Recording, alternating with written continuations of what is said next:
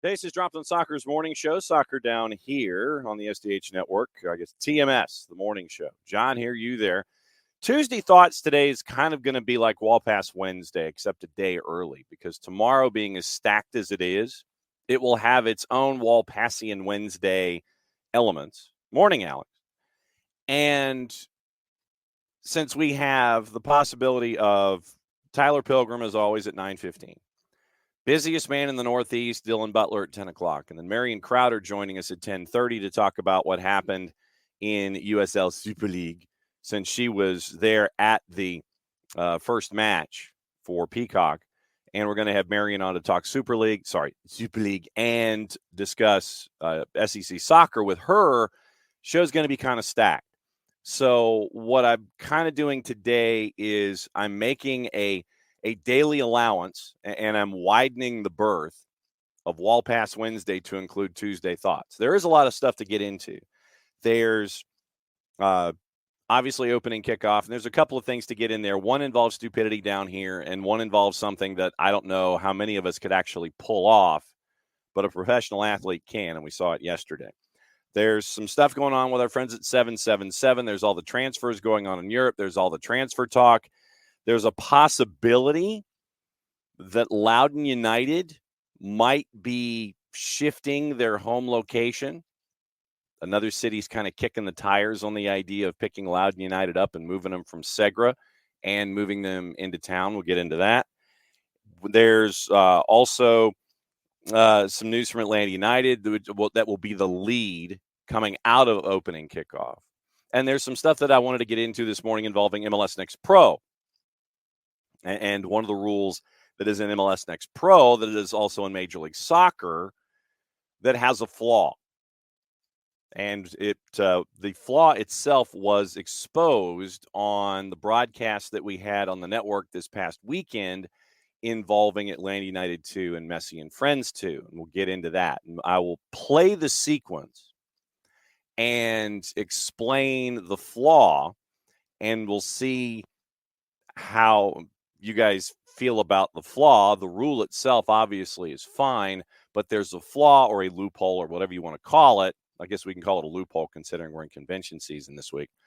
And just understand that there is an element of a rule that probably should be managed a little better, or just the idea should be managed a little better. Just be cognizant of this idea going forward when it comes to officials in Major League Soccer and in MLS Next Pro. And so there's all of that to get into this morning, and there's other stuff to get into.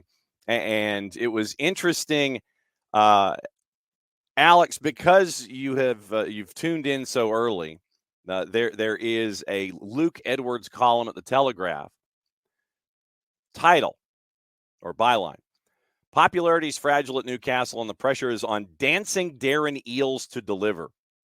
A lot of alliteration from anxious anchors placed in powerful posts. So we'll get into that. Like I said, there's a lot of transfer news overseas. There's still some stuff from yesterday in the Premier League, and there's a lot of news that's out there that we'll get into this morning. Plus anything else that's on your mind that we didn't get into yesterday that we can get into today. So Tuesday Thoughts are kind of Wall Pass Wednesday a day early. So that's what we're getting into this morning. That's the rundown. So Hutch is saying it's too nice to be inside, and we give Hutch full credit for this idea, as a matter of fact. Hutch is suggesting SDH al fresco.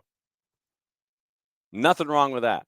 If you are outside and you're just kind of cruising, you're just chilling, you don't have anything to do, or you're on your way to whatever it is that you are in fact doing, and you are underneath the rather temperate star that is hundreds of millions miles away. So get into get into that. So there's nothing wrong with SDH Alfresco, and if you can steal a morning like this one that's not massively thick here at SDH HQ in the Atlanta metropolitan area, where it's not already like 83 degrees, matching humidity, and it just feels like you need to pack another change of clothes since you're going to blow through that first round of clothing, that kind of a thing. Take advantage of a morning like this. Hutch is saying SDH Alfresco, and give your Wi-Fi signal the workout it craves. This feels like an advertising campaign. I will not turn it down. We will not turn said advertising campaign down. But yeah, check the width and breadth of your Wi-Fi signal out, and that's attached to your home abode, whatever the size of your home abode is, and whatever the range of your Wi-Fi is. Check the range of your Wi-Fi. So that is Hutch's PSA for the morning, and Alex is saying that the English are elite self-loathers. And so, like I said, you get into the headline like that, we'll see what's on Luke Edwards' mind coming up in just a little bit, and take you across the tour. There was a big trade in the NWSL yesterday too. We'll get into as well. And so, there, like I said, there's a lot of news that's around that we have to catch up on. But first, as always, it's opening kickoff brought to us by our friends at Kickoff Coffee and kickoffcoffeeco.com. There's your QR code as I completely and totally just crowd the screen. There we go. So that's your QR code for those of you who are watching on Twitch, on the 280 character app, and on our YouTube channel. What you do there is you hit that particular QR code, and that gets you into our friends at Kickoff Coffee and kickoffcoffeeco.com. Don't forget to use the code SoccerDownHere15. You get 15% off your purchase. They, in turn, take 10%, reinvest it in youth games, youth initiatives, stuff that they have earmarked as cool, as our friend Carlito would say. And you get to, once again, Kickoff Coffee and kickoffcoffeeco.com. And I'm trying to distract once again from making sure that the QR codes aren't doubling and that you don't click into our friends at Alliance Nurse Corps by mistake when you're looking for your morning kickoff and Kickoff Coffee right there. If you are looking for your next nursing job, or you're looking for your first nursing job, where do you go? You go to Alliance Nurse Corps, more than 30 years of experience in finding folks their gig in nursing. And that's why I hide the QR code for this one, because it's different than the one at Kickoff Coffee. And, I don't want you clicking for coffee and, chasing after a nursing gig if that's not what you're hunting for, and vice versa. So once again, there's your QR code for our friends at Alliance Nurse Corps. And then when they ask, how did you hear about us? You go SDH. So that's your QR code for our friends at Alliance Nurse Corps, great sponsors of everything here at SDH, and all of the different levels that we have when it comes to soccer. All right, so let me start with the funny one before we get into stupidity down here. Show of hands. How many of you, and good morning, Four Card, how many of you play rec soccer? How many of you still play the game that you grew up playing, but you are not, in the age group that you started in? You are not chasing after professional contracts. You are just being kind of leisurely about what you do. So, like I said, show of hands. Okay. So yesterday at the Premier League Monday Night Football match, it was Leicester and it was Spurs. And so coming out for the second 45 minutes, our buddy Jamie Vardy, who is 37 years old, is walking out to the pitch at King Power, and he's pounding a Red Bull. How many of us have done something like that, either leading into a match or just as kind of, topping off the tank as you're getting ready for the second half of, however length of time that you're doing? Have you ever, instead of like Gatorade or something like that, have you pounded a Red Bull heading into a match? Have you, gotten like a Jolt Cola or something and just sat there and it's like, I think I need a little extra. Literally, Jamie Vardy, and they had the shot of him in the tunnel. He was in the tunnel at King Power, and he's pounding a Red Bull as he's walking out for the second 45. Yeah, and I know, Four Card. How big was the Red Bull check to Vardy? I mean, you never know, but obviously you can kind of sit there and look at things. And it looked like it was the straight, normal, average, everyday the normal can of Red Bull, no flavor, no nothing. Jason could probably help him, in that regard if he was looking for something flavored. But Jamie Vardy, literally, as he's walking out for the second half, pounds a Red Bull. And at 4-card, yeah, if there wasn't a check, do not be surprised if there will be a check in short order. But I'm the kind of guy at the age of 702 that if I'm doing any kind of athletic endeavor, I'm not going Red Bull. It's like I'm looking for sports beverage, or I'm drinking soda, but I'm not drinking Red Bull. I mean, there are times when I will be having an athletic endeavor, and I certainly will be drinking. Look, I mean, I'm not going to hide it. I mean, shoot, I'll have a Mountain Dew with me in the golf cart, and I'll also have the sports drink of choice, but I'm also going to have a soda, But I have never done anything like what Vardy did yesterday, and I did not know if there were any of you in the collective out there that kind of did the same thing, where it's like, I need to pick me up heading into the second half. I think I'll go Red Bull. Not like Jamie Vardy's heart rate wasn't, going to be elevated enough as it was. But Vardy pounds a Red Bull and goes out for the second half. And newly re-promoted Leicester draws Spurs. And as Vardy was checking out, you see the move that he made as he was leaving the pitch for the late sub, where he points to the lion, to the Spurs fans. He points to the Premier League lion and goes 1-0, basically to the Spurs fans. He reminds them that Leicester has one title in the Premier League and Spurs have none. I don't know if that was the Red Bull talking or not. I don't know if I would be investing in Jamie Vardy as he might be a cheap fantasy option this year, considering that Leicester is, newly re-promoted. But yeah, Vardy was feeling it yesterday. And I don't know, like I said, if that second half movement was Red Bull's negotiated or instigated. But yeah, Jamie Vardy pounding a Red Bull going out for the second half.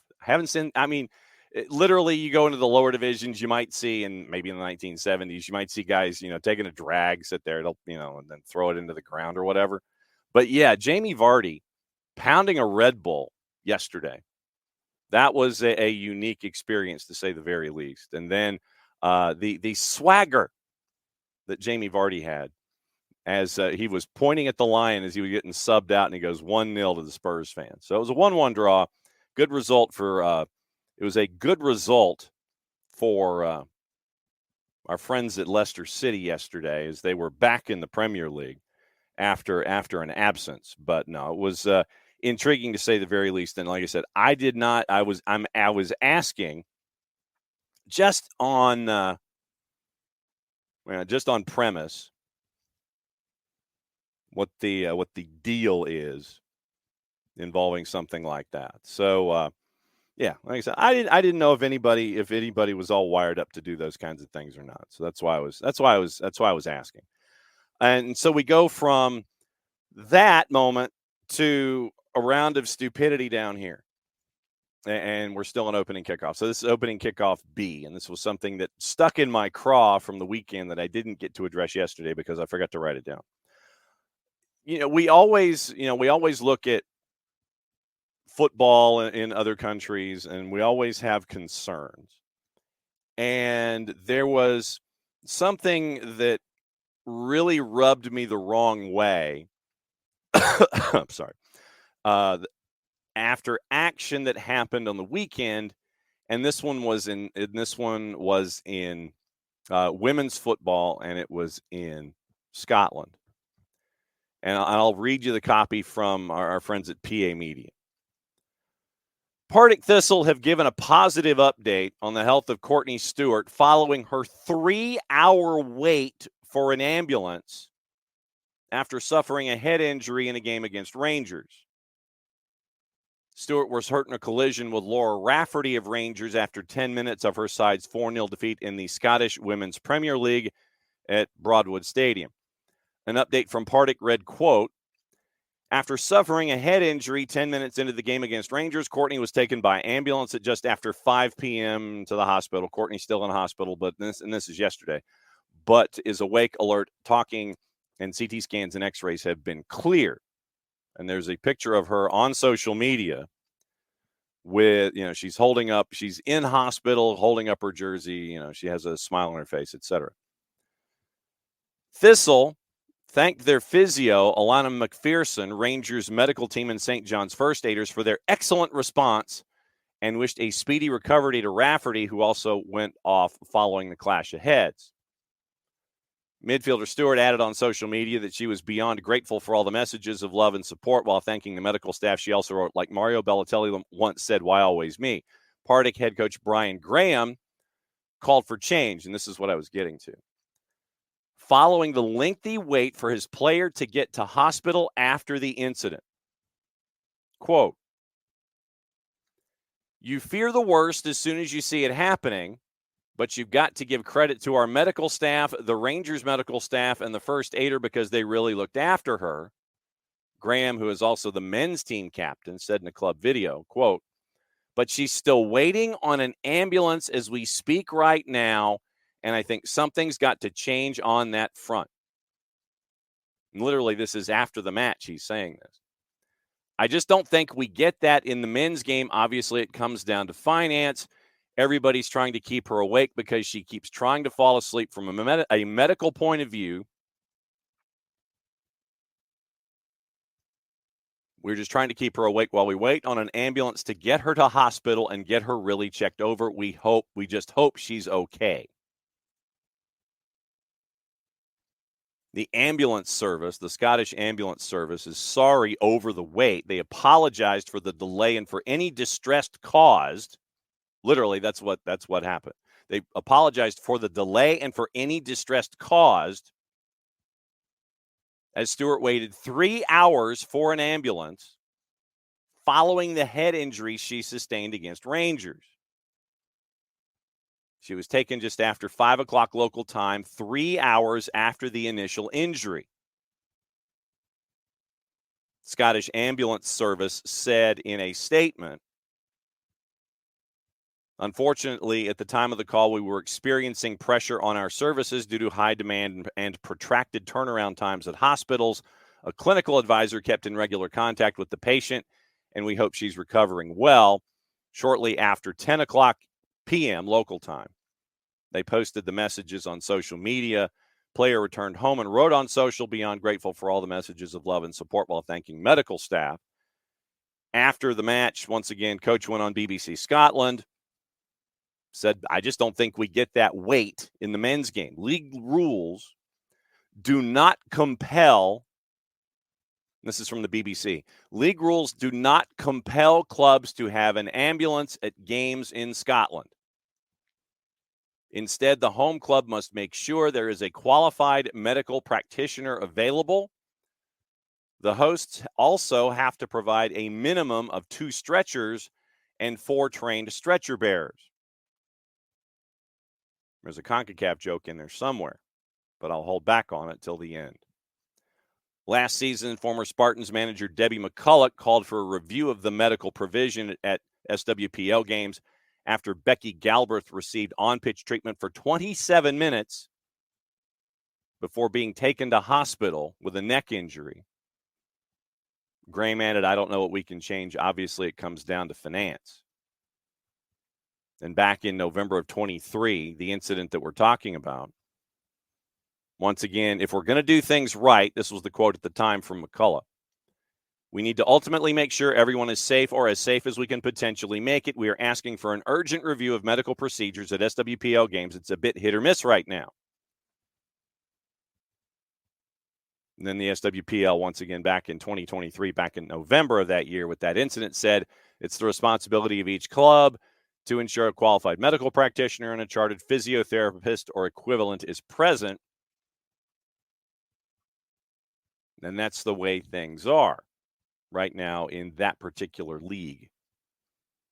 But when you see things like that, the ambulance service is sorry for the wait. player waits 3 hours to leave a stadium after a head injury and a head injury diagnosis. Those kinds of things. As much as we have gone forward, we still have a long way to go. And I'm talking in the worldly sense. So, in as much positive as we have, we still have a lot to work on. And when a league says that ambulances are not mandatory, but you've got to have medical practitioners available, plus authorized stretcher bearers and those kinds of things, it's disappointing to have that kind of stuff come out publicly instead of, okay, we're going to treat players as best we can. So it's disappointing, and that's the word that I'll use, that we still have to fight battles like this, especially attached in this particular case to a head injury, that a player is just looked at for 3 hours on site, not taken to a hospital, waiting for an ambulance.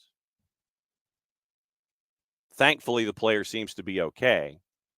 And thankfully for Partick Thistle and everyone attached to the program, that the player seems to be okay. But having to wait 3 hours after a head injury happens in a match, you got to work on stuff.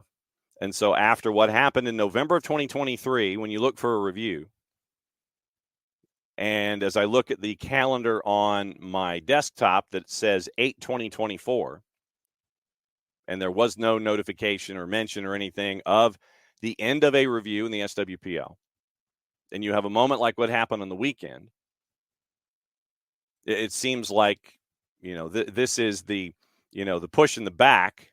Hey, you're supposed to do your review. We said no word on any kind of a review back from November 2023.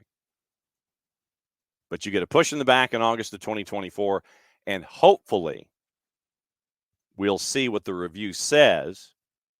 We'll see if it's completed, and we'll see what adjustments are made. But it's disappointing that we still have to talk about in a professional league that you don't have an ambulance ready, and that you have to wait 3 hours, and you got to be in the queue for local ambulance services for a player at a sporting event who suffers a head injury. So, like I said, as far as we've come, we still got a long way to go. But I just wanted to point that out as kind of, your come on man moment from the weekend. And so that's what it was. That's opening kickoff parts 1 and 2. Brought to us by our friends at Kickoff Coffee and kickoffcoffeeco.com. That's your QR code. Brought to us by our friends at Kickoff Coffee. You click on that. You go into Kickoff Coffee and kickoffcoffeeco.com. When you check out, don't forget to use the code SoccerDownHere15. You get 15% off your purchase. They, in turn, take 10% reinvested into cool things, youth programs, youth initiatives that they have earmarked as cool. Our friends at Kickoff Coffee and kickoffcoffeeco.com. As I sit here and continue to wave to make sure that you're not confusing that one with the Alliance Nurse Corps QR code. Unless, of course, you want to, invest in a career in nursing with our friends at Alliance Nurse Corps. Okay, so that's opening kickoff, and I know it was long, but it was a couple of things that were holdovers from the weekend that I did not quite get the chance to discuss. So, all right, we're bottom of the first half hour. So what do you guys want to talk about? Literally, it's on the board this morning. I know that this topic we have to address because of it being an Atlanta United player. This was released yesterday on Dax McCarty's 280-character app account. And it's a pretty damn big announcement. So this is what happened yesterday on Dax's account. If you missed it and have not had the chance to see what was produced. It's funny, my wife asked me the other day if I was getting love handles. Love handles? Yeah. No. And that's when I figured, all right, it's probably time. Hey everyone, after lots of thought and reflection, it is with an immense amount of pride and gratitude that I'm announcing my retirement at the end of the 2024 season. Carrying around a decision like this for the last couple of weeks, when I knew in my heart what I wanted to do, it was difficult. So I felt like the best thing to do was come out and let everybody know what was going on. The competitor in me thinks that I can play forever, but the realist in me knows that now is the right time to walk away. I have so many thoughts and memories and things that come to mind when I think about and reflect on my career. But the most important one is how grateful I am to everyone who's been there with me along the way. There's too many people to thank. I'll save that for after the season. But just know that every single person that I've crossed paths with in my career, it's meant a lot to me. I know that we still have plenty to play for this season at Atlanta United. We have 9 games left, and hopefully more. I still have a burning desire to be successful this season, and I know our entire team does as well. I'm going to put everything I have into making sure that we can be successful at the end of the year. It's been an amazing journey, and it's not over quite yet, but I want to enjoy every last training session and every last game that I have left to be able to play this game. So, 19 years. Couldn't quite make it to 20. That's what keeps popping into my head. These last 19 years have been a dream. Thank you so much to everyone who's been involved. Let's end the season in the right way. Thanks again, everyone.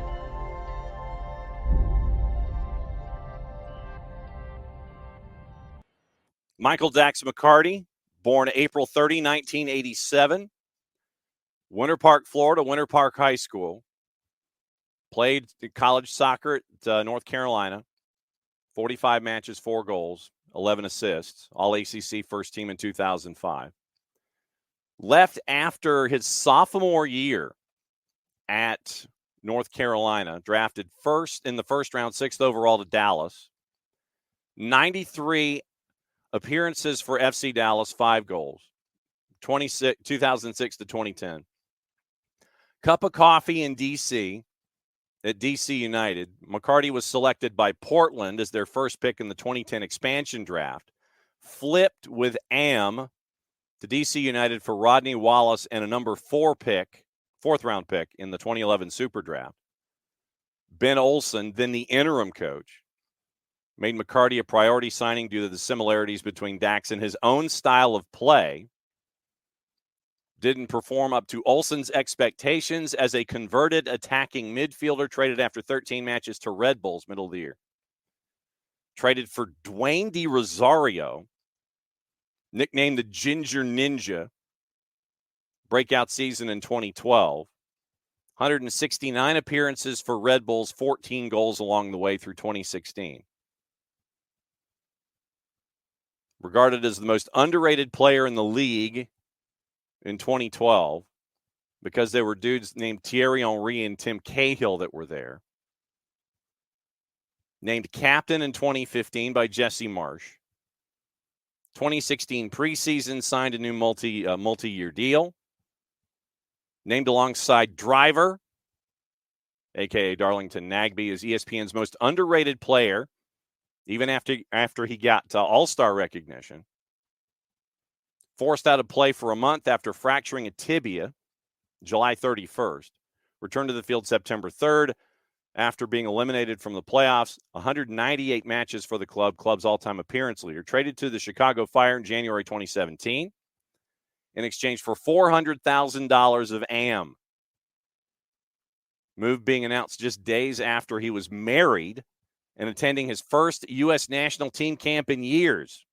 Gee, thanks, Red Bulls. Joined the Fire in 2017, most successful season in years. Unsung hero of the club when he passed 250 starts in Major League Soccer.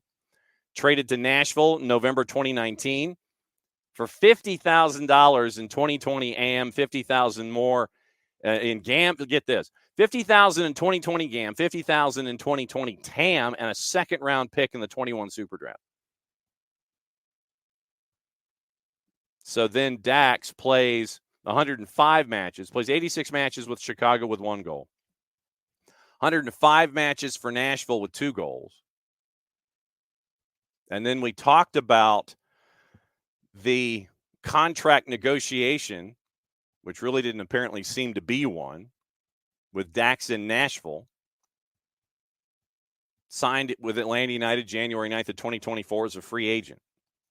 And so he has been here this year. He's been that veteran presence that I know that Atlanta United fans have been looking for in various ways. The guy that comes off the bench, gives you a cup of coffee, couple of starts here and there, comes in as a closer, gives you 20 or 30 minutes. And you end up with,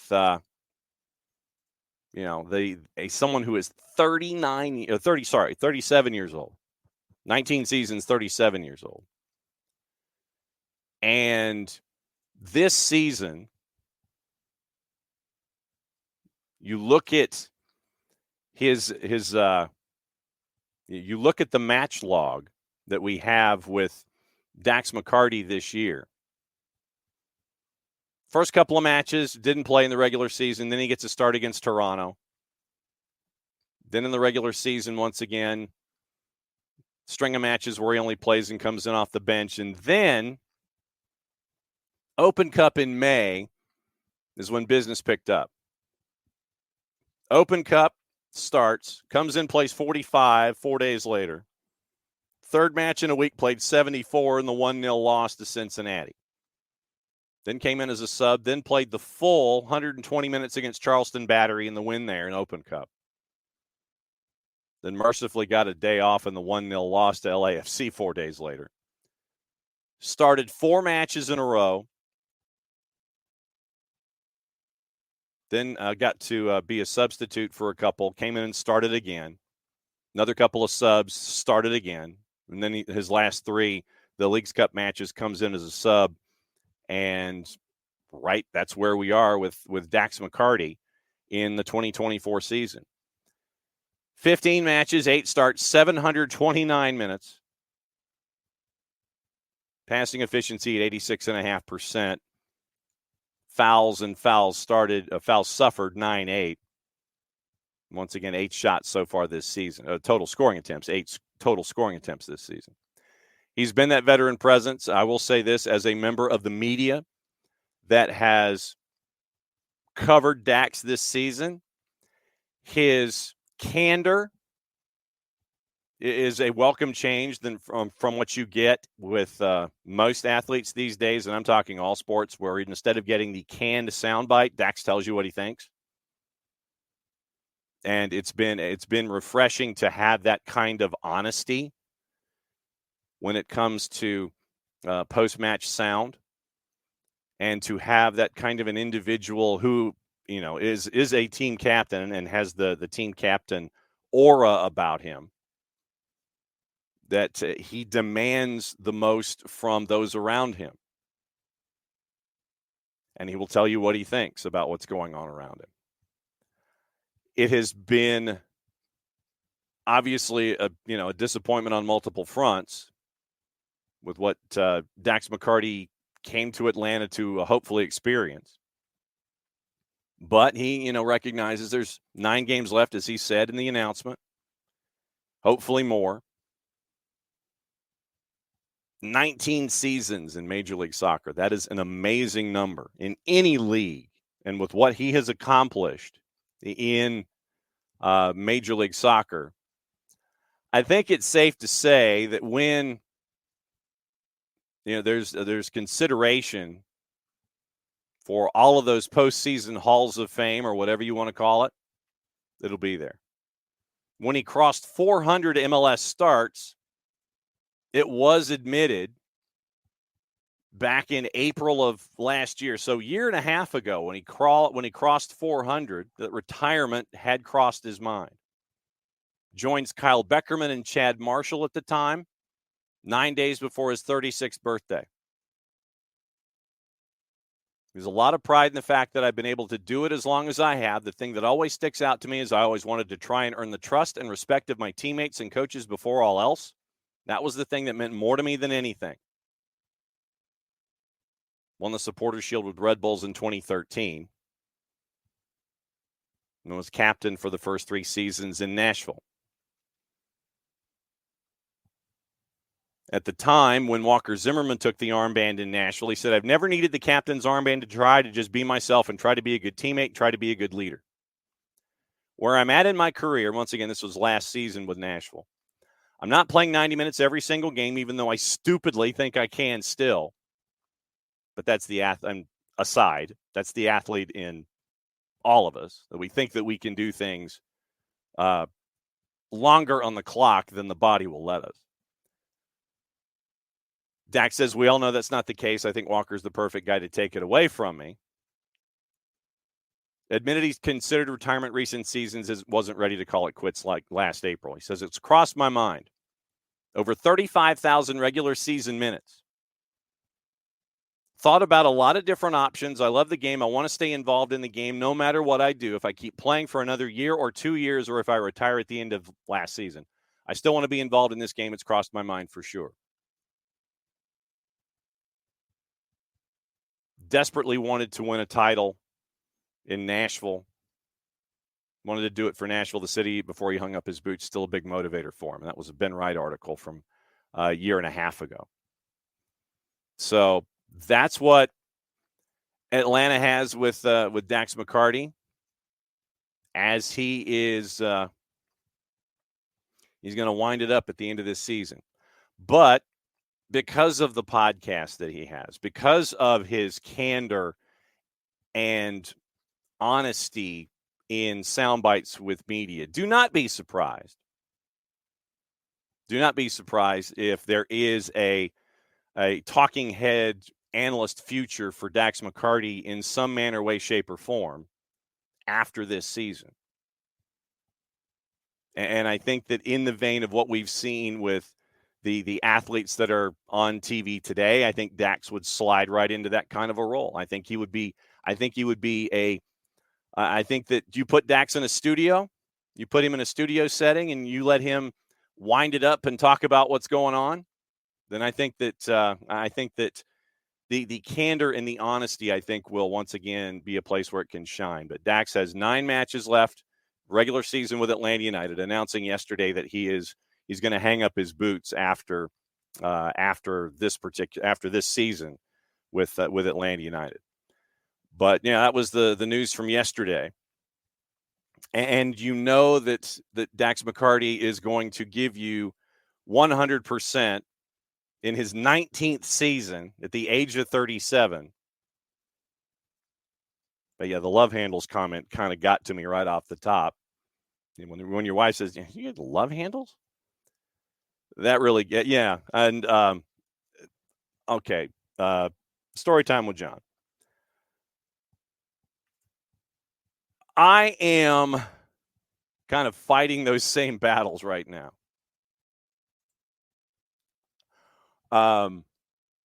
Went to the doctor for my checkup a handful of months ago. And the doctor, and this is the other thing that gets to me. When you go to the doctor's office, this is almost turning into an opening kickoff part 3. When you go to the doctor's office and they weigh you with your clothes on, I go to the doctor's office, and that's the first thing. They weigh you with your clothes on. So it's a flawed premise to begin with. You go into the doctor's office. They weigh you with your clothes on, except for your shoes. I go into the doctor's office, and he said, you weigh 222 pounds. That's 6'1". And I looked at him, and I was like, the hell I do. I was a little more colorful than that in my thought, but I said, I have never in my life weighed over 220 pounds. But he's like, yeah, you're 222 pounds. You got to watch. You got to really get to watching your weight. And from that moment, basically, as an I'll show you to the doctor, it was one of those where, yeah, I'll show you. And you point your finger at the doctor. And I think the short version is, if you don't buy stupid stuff, you don't eat stupid stuff. So I'm down pounds, But yeah, it's like the body tells you things that you think that you can surpass what the body is telling you it can do. And sitting in a chair for hours in a day, my body reminds me what it can and can't do. But yeah, as we get longer in the driver's license numbers, it's like, yeah, you're kind of told things, and it's like glove handles. Yeah, you look at yourself and you're like, oh, no, I think I'm okay. But then you find out that you're not. You got some work to do. So yeah, suffice to say, after getting that moment, kind of like what Dax jokingly got from the boss in the McCarty household, I kind of got that last time, but it was not joking. It was serious from the doctor. And so I've had to work on that too. But yeah, the bottom line is you don't buy stupid stuff. You don't eat stupid stuff. That's the short version anyway. But yeah, so story time with John is that I understand the love handle comment from the boss in the McCarty household. No question about it. But yeah, so Dax McCarty is going to hang him up, Morning Harry, at the end of this season.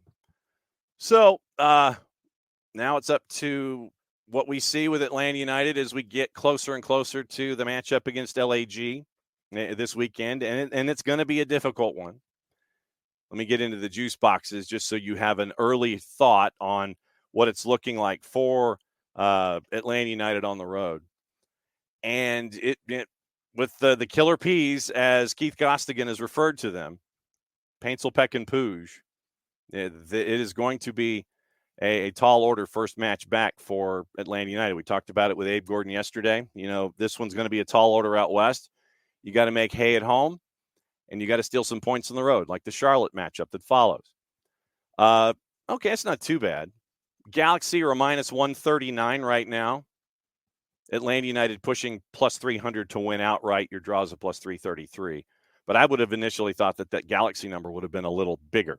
It's not. So 139 right now for LAG for one of the late games on Saturday night. But yeah, we'll get into juice boxes and things like that on Friday to get you ready for the weekend and all that kind of stuff. But yeah, right now only a 139 underdog on the road for that matchup with Atlanta United and LA Galaxy on the road. All right, so let's see who's here this morning. And I will hi everybody. Alex, good morning. Hutch is the one who wanted to make sure that everybody gave their Wi-Fi signal a workout and doing SDH al fresco, and we appreciate that. Morning, Four Card. Morning, Alex. I don't let Michael says that Atlanta United broke Dax McCarty. I think his body broke him more than anything else.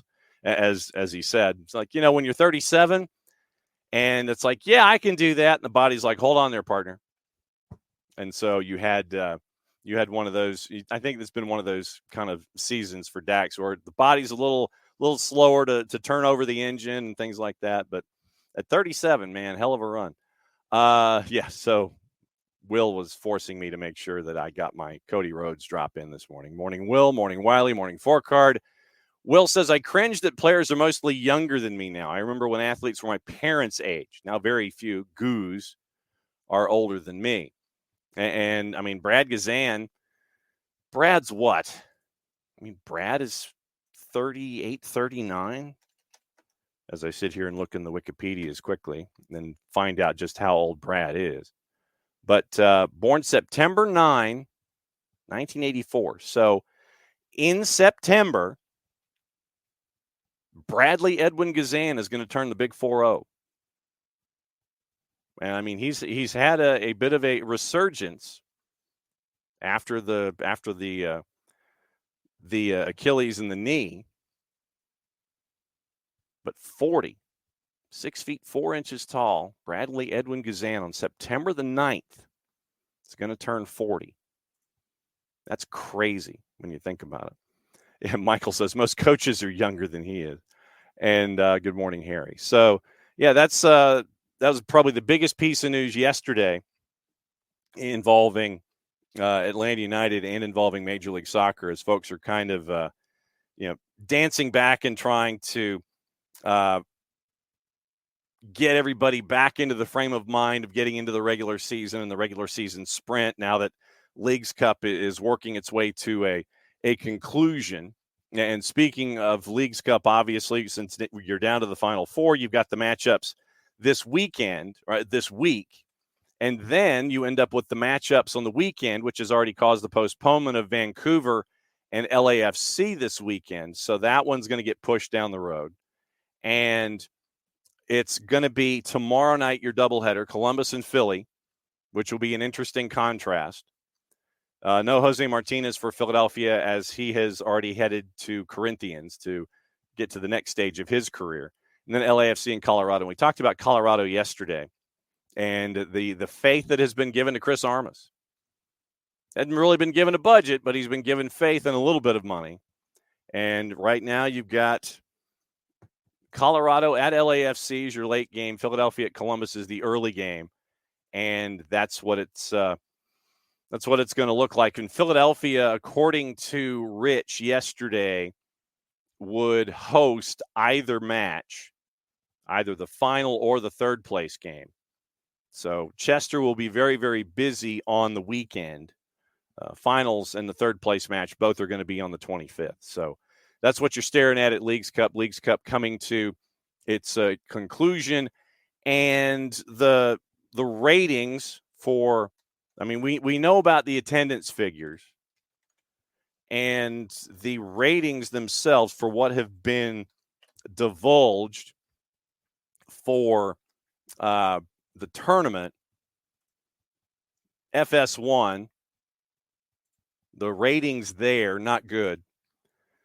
Last summer, Messi's debut against Cruz Azul had 1.75 million viewers on Univision. 1.45 who watched him win the Leagues Cup final on TUDN. This year, Leagues Cup games are averaging 30,000, and, once again, it's somewhat apples and oranges. But Leagues Cup matches averaging 30,000 viewers on FS1. Big Fox is on 71 million American homes. FS1's in 71 million American homes. Leagues Cup matches averaging 30,000 viewers. But once again, that doesn't include viewership from Season Pass or Univision. Apple keeps those metrics, in a skiff someplace, probably in New York City. And you've got to have a passcode to get in and maybe a thumbprint and an ID card. But MLS employees have to sign NDAs, and Apple does not release their numbers when it comes to what we've seen from Leagues Cup. But FS1 averaging 30,000 viewers. To give you an example, the most on FS1 was Philadelphia and Cruz Azul, 72,000 viewers.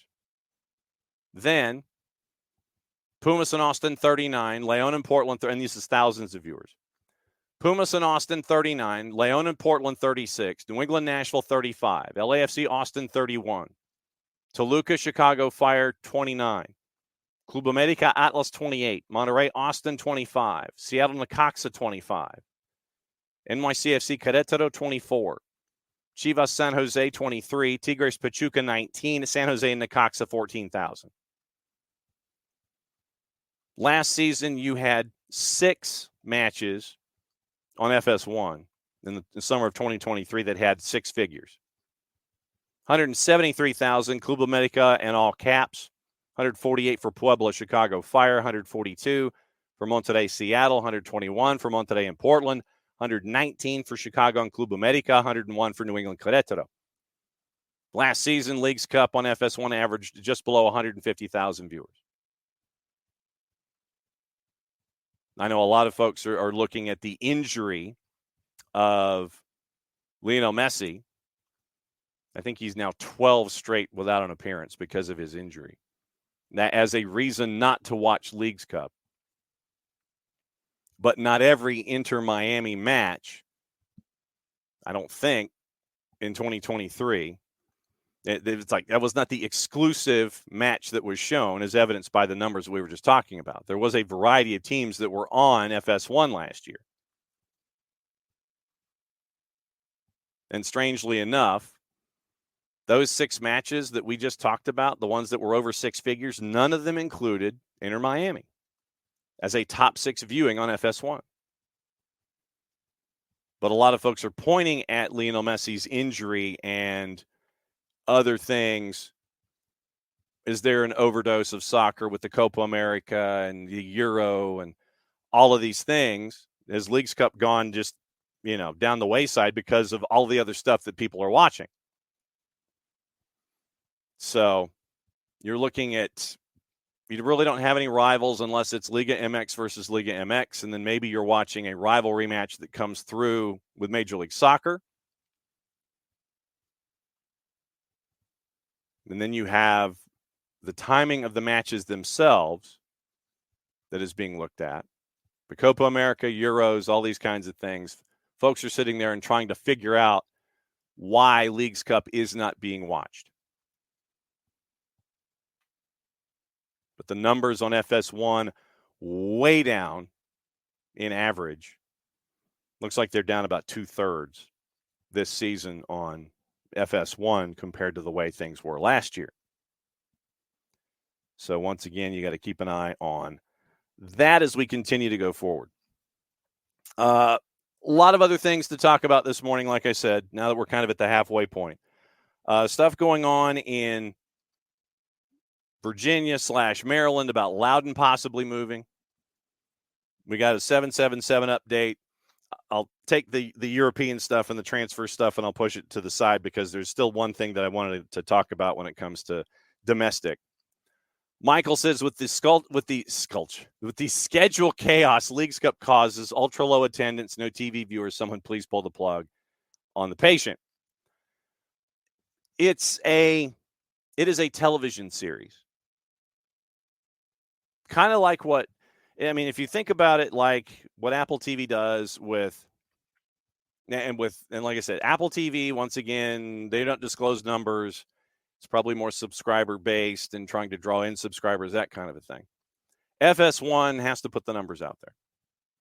And they're not good this season. So to Apple TV, it is a television series. Yeah. And that's it, Michael. It's a TV series. It is a TV series, but once again, we don't know how many folks are watching. We don't know what the metrics are. We don't know what Apple's desire is as the addition of this television series to their overall sports inventory. What it does is it gives them reps when it comes to television production, and it allows them to either experiment or reinforce what their television production habits are when it comes to Major League Soccer and the things that they broadcast. So if they want to experiment with something, if they want less cameras, more cameras, if they want to work on angles, if they want to do all these kinds of production elements, it gives them another opportunity to get more reps for their crews. And it makes them sharper. Just think of it kind of like an athlete. Right now, once again, we don't know what Apple's numbers are where it comes to Leagues Cup. And they're not going to tell us.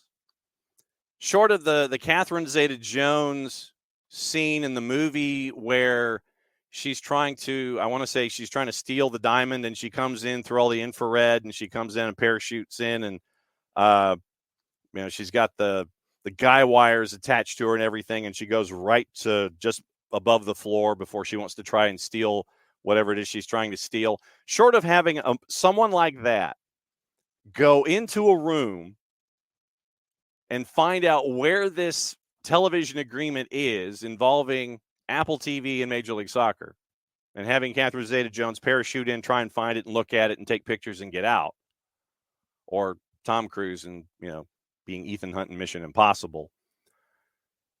We don't. It's almost like the ACC. Maybe the ACC deed of gift and the Apple TV document, they hang out in the same place. That would be my bet. Is that the ACC deed of gift and MLS's contract with Apple TV? They probably hang out in the same place to make sure that they don't make sure that neither is lonely. They hang out with each other. If Apple, and we'd heard in the past about, possible exits if metrics aren't met and this kind of a thing.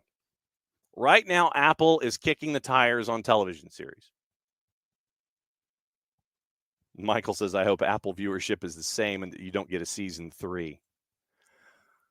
Turns into like Apple TV's version of Sports Night. You get 2 great seasons, or you get 2 seasons and you're looking for a third and it doesn't happen. I think you get this at the very least through the World Cup season in 26. But right now, short of not knowing anything about what's going on, they're going to hang on to this television series. It can serve other purposes for Apple TV. In addition to, giving your crews more reps and more ideas about how to do things in a production sense. It also gives you inventory. People want to watch old games, they can watch old games. People want to watch other stuff, they can watch other stuff. But what it does for Apple TV is it gives them a portfolio to go to the EFL, UEFA. Hey, we want to do the Euros. We want to broadcast the Premier League. We want to, broadcast whatever. And they can go to these leagues overseas, or they can go to the Copa America or whomever, and they can sit there and say, look, we have invested. You see the quality of our product. We'd like to be considered a serious bidder in your next contract negotiations. So I've always thought to a certain degree that Major League Soccer is a litmus test for Apple itself when it comes to trying to go after other properties. There was talk that Apple might go after the Premier League the last time that the deal was up. But what I think this is it continues to be a litmus test and continues to be that petri dish for them to work on their craft. So when the big money contracts are up with other tournaments and things, that's why I think that it's another reason that they're doing this, in addition to having the content and the inventory that's tied to the world's greats. It's for them so they can have conversations with the world players and go, hey, look, we're serious about it, and here's how we're serious about it. We've invested in things like Leagues Cup and Major League Soccer and all that. So I think that it is something that they add to their portfolio, much like shrinking and Ted Lasso and what have you, as a way to attract themselves to be considered seriously when it comes to other tournaments and other things like that. So I think that this is it's another series that they can attach to it. David, I watch way too much soccer, but with my club out, I care nothing about Leagues Cup. I watch random MLS matches all the time, but with my team out or on a break, I don't even check the schedule for Leagues Cup. And this is another element in that where David says, I don't even check the schedule for Leagues Cup. We've got to go fishing for it. I think that one of the other things that you've got to look for in this is that without us looking for that information, how much promotion is there?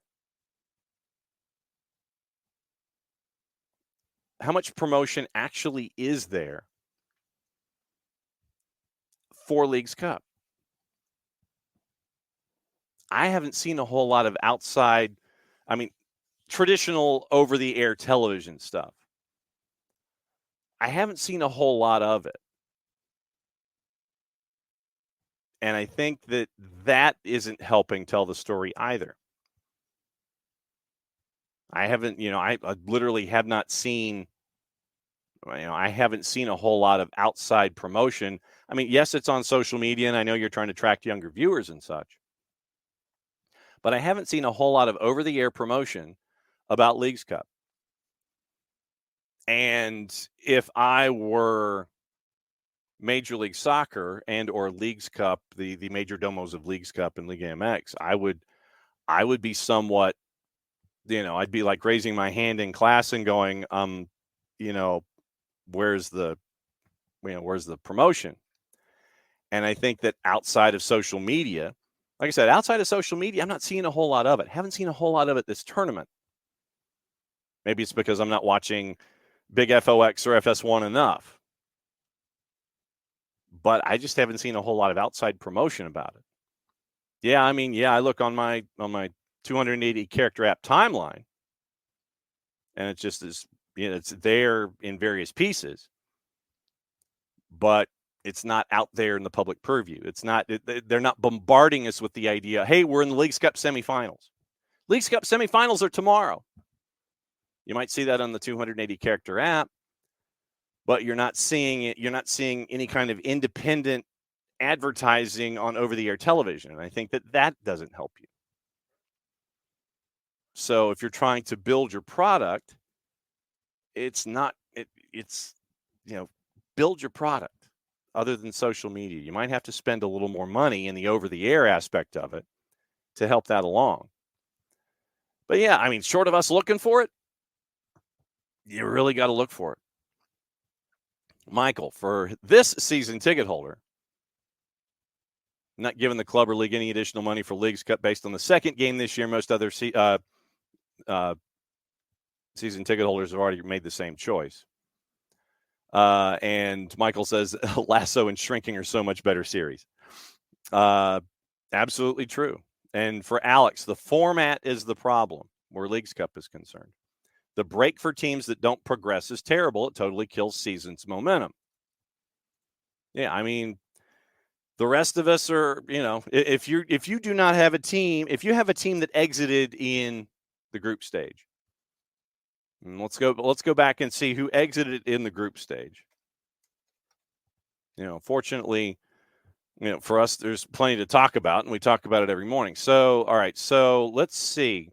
Standings. Where's my standings? About club's cause. No. Schedule. I need to go back to the absolute beginning here. And the group standings. So of course they eliminate the group standings from the website, or they make it difficult to look for. Okay. Standings. Okay, so let's go here. It's outside Leagues Cup. All right, so Querétaro, Atlético San Luis, Puebla, Charlotte, Nashville, Red Bulls, Atlanta United, Monterrey, who fired their coach, Chivas, FC Dallas, Chicago, León, Minnesota, Tijuana, and RSL. All right, so those markets did not make it out of group stage. So you have, all right, so I'm going to have to count with both hands here. 1-1, 2-1, 2-2, 3-2, 4-2, 4-4, 5-4, 6-4, 7-4, 8-4, 8-5, 8-6, 8-7. So you had 7 Liga MX sides, so 35% of their inventory not looking. And then in the 8 markets in the United States, Charlotte, Nashville, Red Bulls, Atlanta, Dallas, Chicago, Minnesota, and RSL. So you honestly, I mean, if you look at it, you had a big chunk of the southeastern United States not in the knockout stage of the tournament. That doesn't, I mean, obviously that doesn't help you, period. But I mean, you look at it geographically. I'll include Dallas because of the SEC. Dallas, Atlanta, Charlotte, Nashville. 4 teams in your southeastern footprint that are out. Then you have Chicago who's out, RSL who's out, and Red Bulls who are out. So that's your 7 of your 8. And I can't remember the 8th one off the top of my head. But when half of the teams that are out of Leagues Cup happen to be in your southeast footprint, your growing footprint for the sport in the United States, regardless of what division we're talking about, when half of the teams that exit in the group stage happen to be in the southeast footprint, That's a big chunk of an audience that's just not going to be interested in one geographic location. One chunk of the country is checked out. And it's the one that's growing the fastest, I would say, here in the United States when it comes to watching soccer, having clubs show up, and all that. So that break in the southeastern United States, you might have to try a little harder to try to bring folks back in under the umbrella. Hey, come and watch the group stage. But in that break, what do you do to try and draw folks back in? Didn't see a whole lot of that. Multiple midweek games into the schedule. Knicks. Oh, hi, Knicks. Into your break is a killer, and all the Liga MX teams, they're gone too. Yeah, there's no Liga MX side, but they can focus. They can all go back and focus and get back to getting healthy for the Apertura. So no Liga MX side, so that means that, yes, Major League Soccer teams will be getting all of the bids to the CCC, the CONCACAF Hemispheric Extravaganza. Good for Major League Soccer in the end, but the drawing card that Apple TV was trying to get with the Liga MX sides helping the race to the finish, that's not going to be there. All of those clubs got bumped out. 7 didn't make it out of group stage, and then you had a lot of the big guns. Tigres getting bumped out by Mazatlan, which you did not anticipate. And like I said, Monterrey, one of the Grandes, not making it out of group stage, fired their manager. That's what it means to them. But they aren't around here in the Final Four. It's all Major League Soccer clubs. So I still think that the league and Leagues Cup as an entity, you hope that they are learning these lessons going forward. I still think that the television series known as Leagues Cup, will be around through the 26 World Cup, and then we'll see what happens 27 and beyond. But I think it's with us for another couple of seasons at the very least. Okay. That was the Leagues Cup analysis / diatribe this morning. The other thing that I wanted to get into involving rules, and it's something that applies to both Major League Soccer and to MLS Next Pro. And it was a situation that happened in Next Pro this past weekend with Atlanta United and with Messi and friends. And there are 2 pieces of the match that I want to play for you. And it happens in and around the 27th minute, where Eric Centeno is just flat out taken out. I want to say I think it's Lawson Sunderland. And the current injury implementation is what we're staring at here.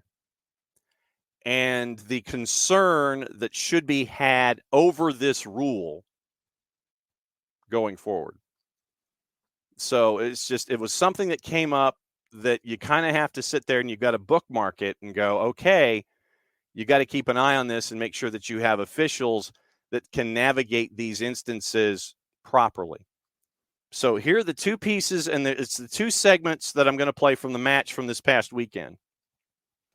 And it's in the same area, but it's how the situation evolved when Eric Centeno goes down for an injury on the road at Inter Miami down at Chase Stadium. So here's the first piece of the injury and how Jason described it and how it was being implemented by Deshaun Brock and the ref crew down in Fort Lauderdale. Here's piece number 1 from the SDH Network. Aiden Torres is going to drop back to right back and cover that position for now.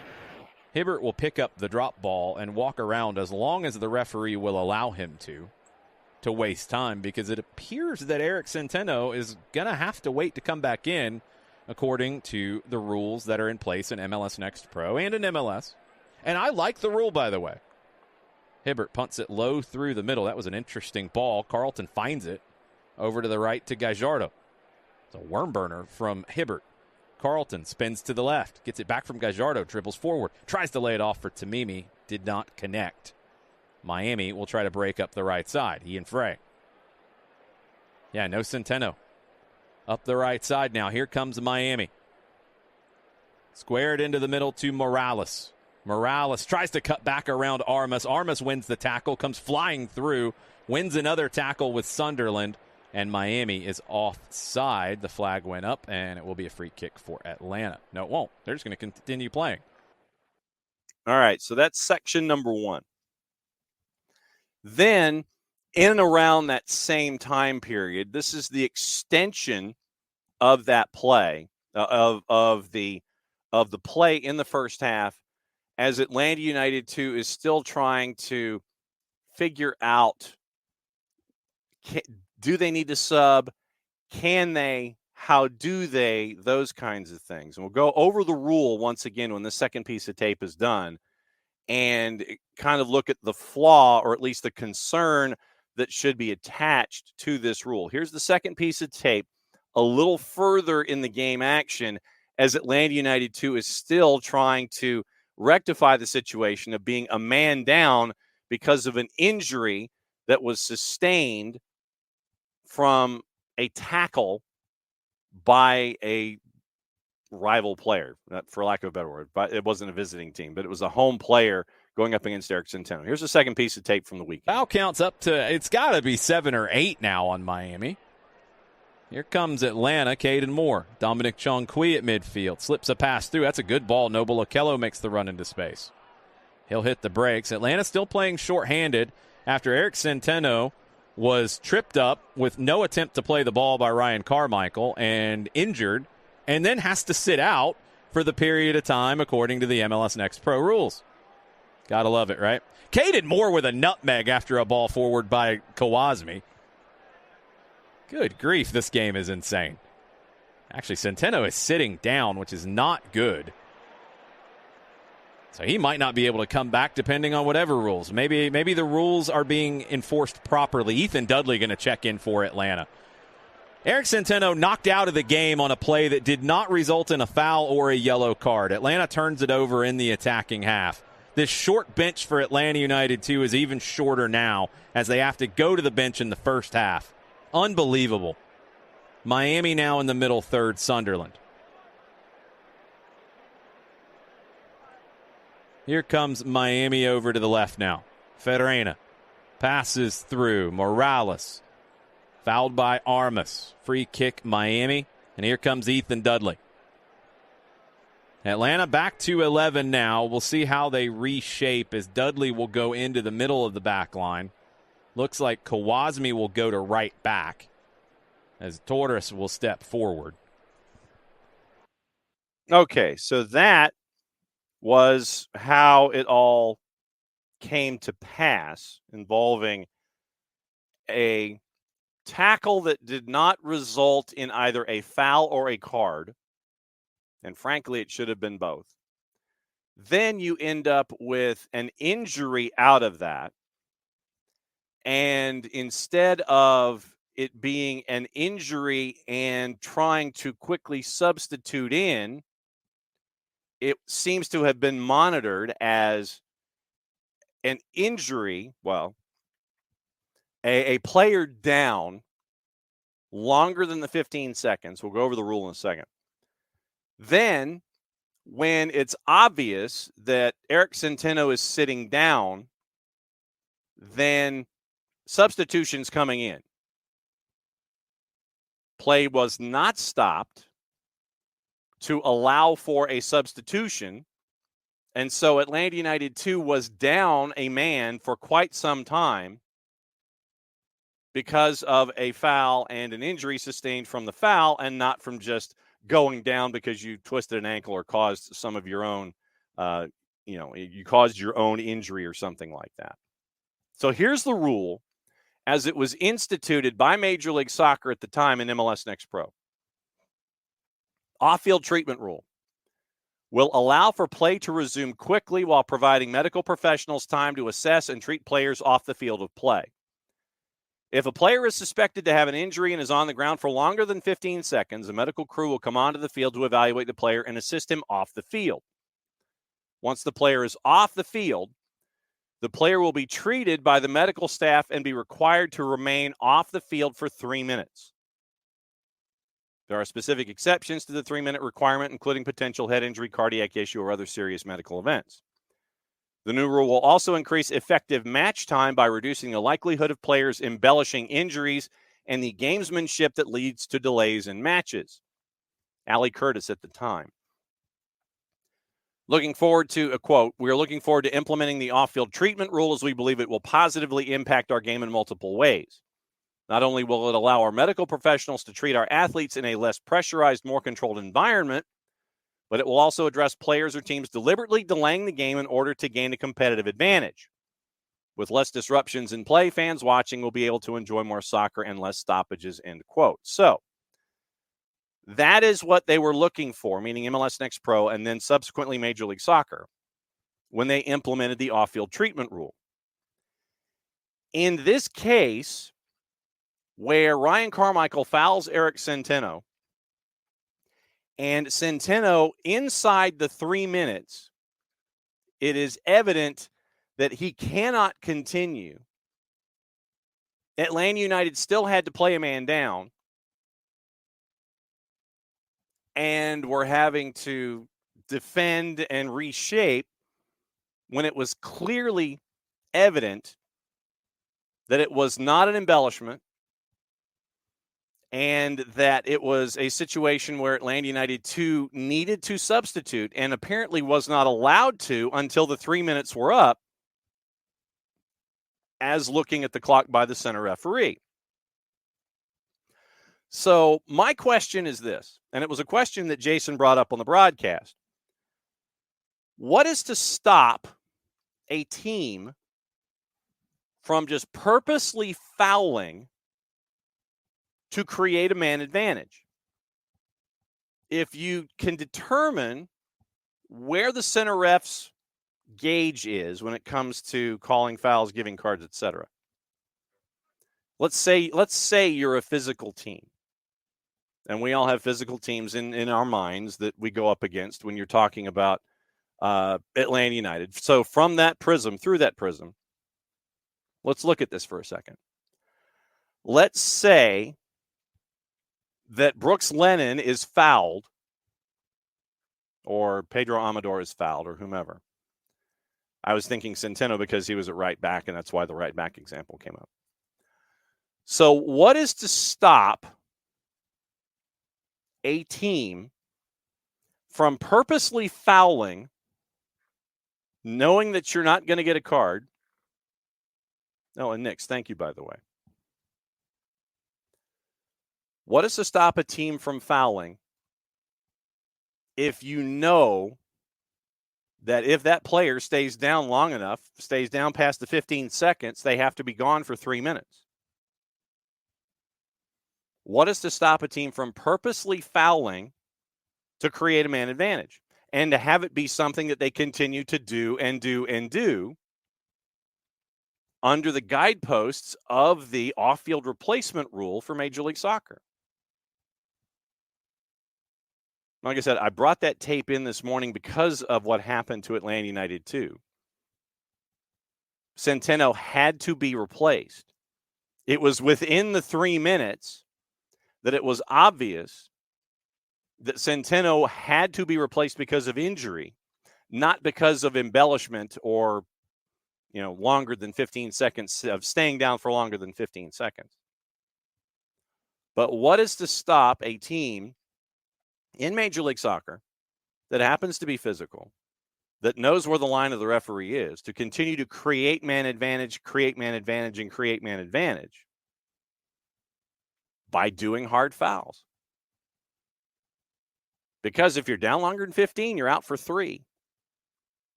You've got to stay out,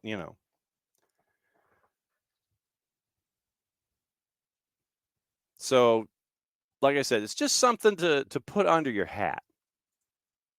Literally, it is something to put under your hat.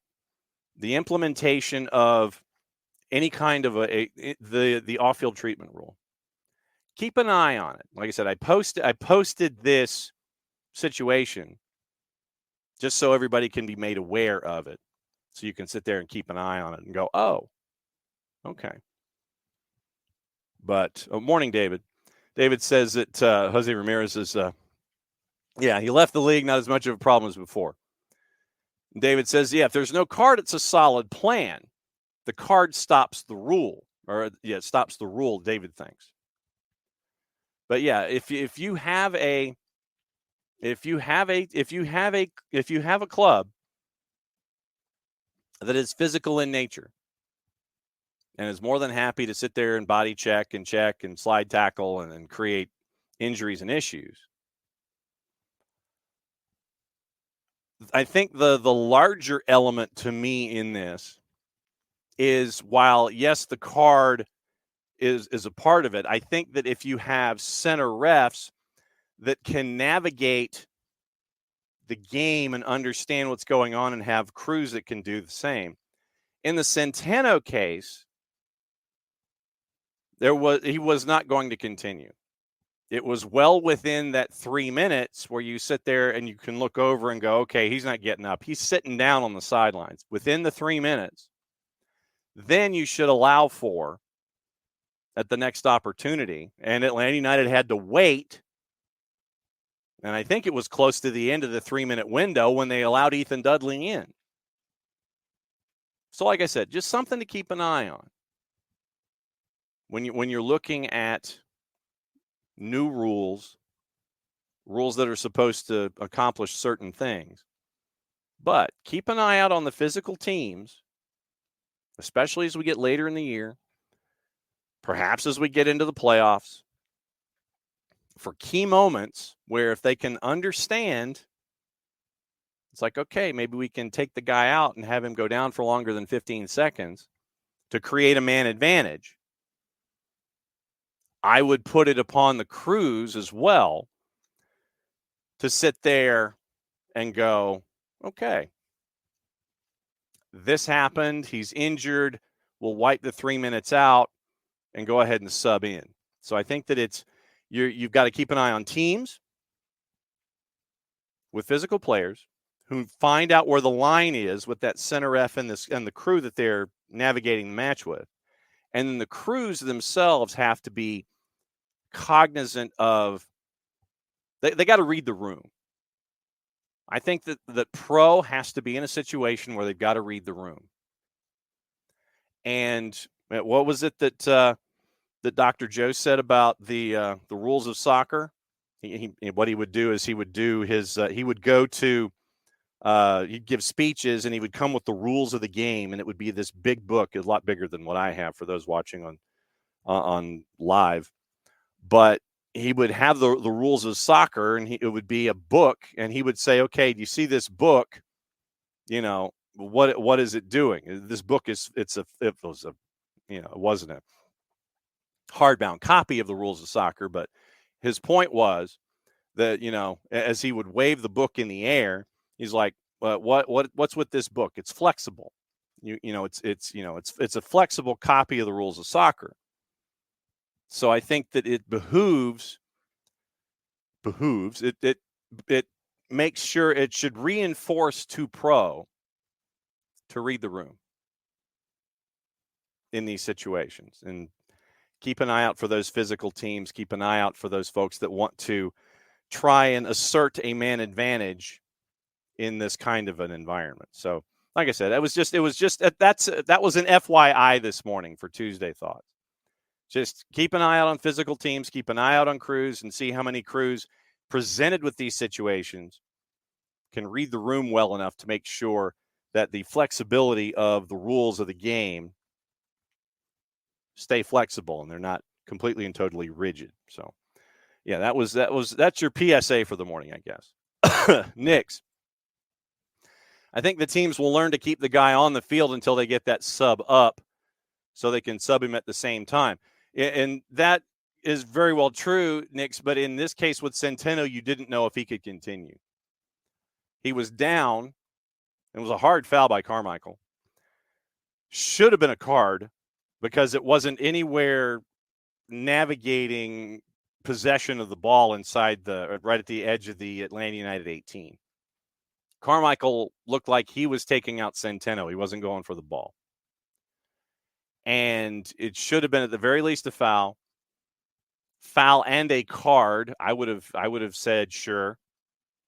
But you didn't know at the time how seriously injured Eric Centeno was. Then physio comes, helps him up, helps him off. It's past the 15 seconds at that point. And then the rule itself was administered properly. Down longer than 15, out for 3. You're on that clock. But once again, I would ask that pro in these situations understand that we're under the 3 minutes and Eric Centeno is sitting down and he's in no position to continue. So player injury, then you should be able to sub, but Atlanta United too wasn't able to sub toward the end until the 3 minutes. I'll go back and listen to the actual tape and get a timestamp as to how long it was, but I don't think they were allowed to sub until that 3 minutes were up. I would like to think that referees could read the room and say, okay, Dudley's ready to go. He's off the bench, bang, get him in. So just if you're pro, read the room and just make sure that rule book is flexible. It's not a rigid piece of literature. It's a flexible piece of literature. And Nick says, yeah, there are some flaws. David, it's like puck over the glass in hockey. You create a rule which no longer allows assessment of intent. It's the consequence. Yeah, because right now, puck goes over the glass. Doesn't matter if you're doing it intentionally or if you're trying to kill a power play and you're trying to do whatever. If it goes up over the glass as a part of your motion and you're trying to clear it out, consequence, unintended or otherwise, is a power play. So you've got to be aware of what you're doing and where you are with the puck, and can you bang it off the high glass, or do you just send it down? Because if you try to do something in the in-betweens and you get the angle wrong, it's a power play situation. So yeah, you create a rule. In David's mind, create a rule no longer allows assessment of intent. Basically, it's cause and effect. Cause, puck exits the field of play. Doesn't matter what you're doing. Effect, power play. So that's where we are. Okay. All right. So that was, like I said, that was the PSA for the morning, just to kind of keep an eye out on that. Like I said, whatever's on your mind this morning, we got transactions, we got stuff overseas, we got transfers that we're trying to keep an eye on. We've got all the gossip, rumor, and innuendo, what to watch today, where to watch it, all that kind of stuff here in the final half hour. But what I wanted to do also, as a part of our coverage of everything overseas, is update you on our friends from 777. And it ain't a good update. Let me see if I can. Here we go. Paul Brown, our buddy Paul Brown at who's in a bunch of different places, but he spends some time at Yosemar football. And like I said, if you like true investigative journalism, then I would go to Yosemar football and I would read, I would read what they have going on. And they have a new article up this morning about Burkina Faso. And I know that you're sitting there going, wow, what's that? I mean, they did a story about the African Federation, and you have the title of the article by Romain Molina: Arrests, Disappearances, and Militarization. Military junta President Ibrahim Traore, who took power after a coup 2 years ago, has managed to make his candidate, Major Colonel Umaru Sawadogo, the only candidate 2 weeks before the presidential election at the Burkinabe Football Federation. Many people involved in the sport no longer dare to express themselves, at least not publicly. The government has taken over our sport. That's all. What can we do? It is what it is. So Burkina Faso, as a burgeoning African nation that is doing well in African tournaments, apparently now the junta president in Burkina Faso is making a major colonel the only candidate available to run for the head of the football federation. So anyway, that's the new article up at Yosemar Football. Like I said, if you're up for really cool investigative stuff, go there, support them. That's a free plug.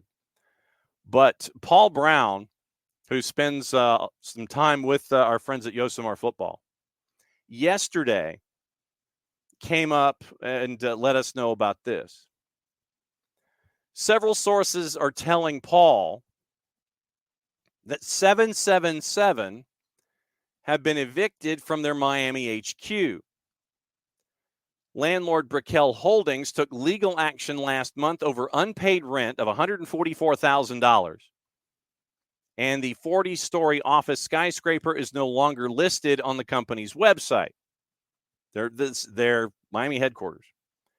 And according to South Florida Business Journal, a process server physically notified 777 of the eviction lawsuit on August 12th after a June 26th default notice accelerated the entire $6.8 million rent payment due for the remainder of the lease ending in 2028.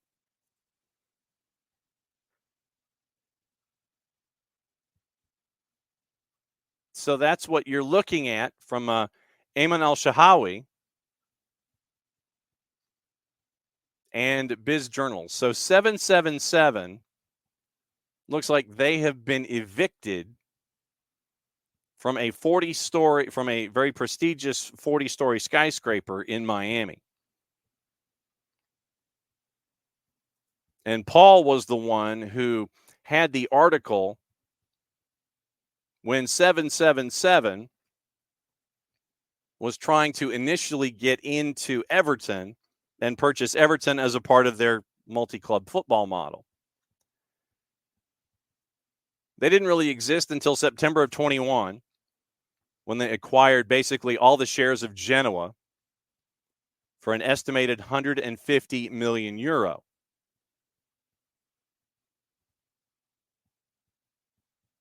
Been a bit of a footnote in their activities. Group founded in 2015 by Joshua Wander and Stephen Pascoe, bought a small stake in Sevilla in 2018, purchased more shares 2 years later, upping their stake in the club to 7.5%.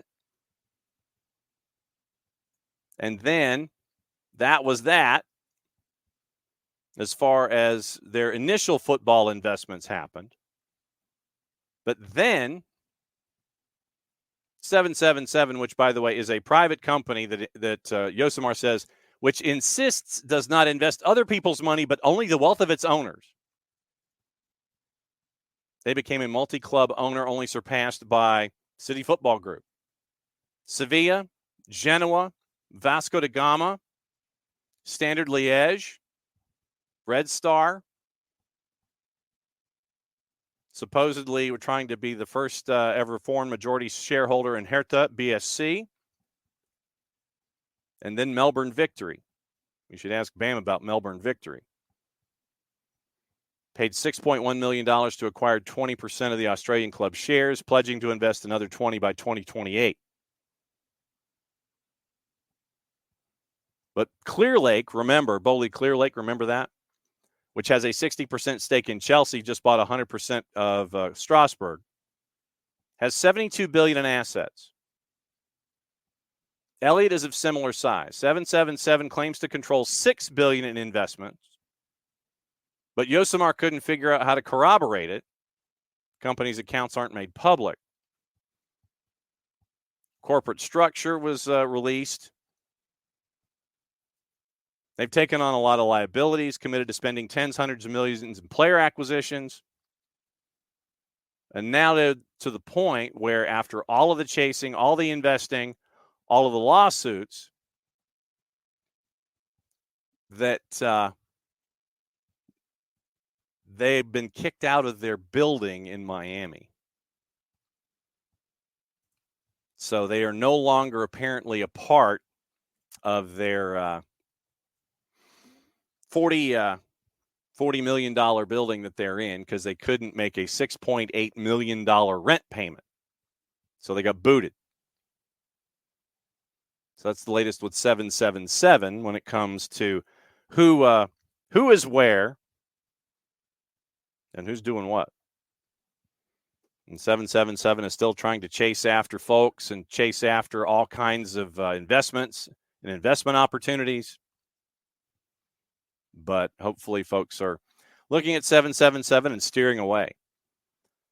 Gossip, rumor, and innuendo, who's going what, who's going where, who's doing what. I mentioned to Alex about popularity fragile at Newcastle.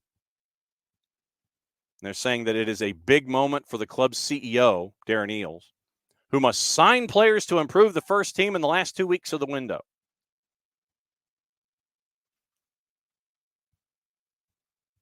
So you've got Luke Edwards basically calling out Darren Eales in the Telegraph.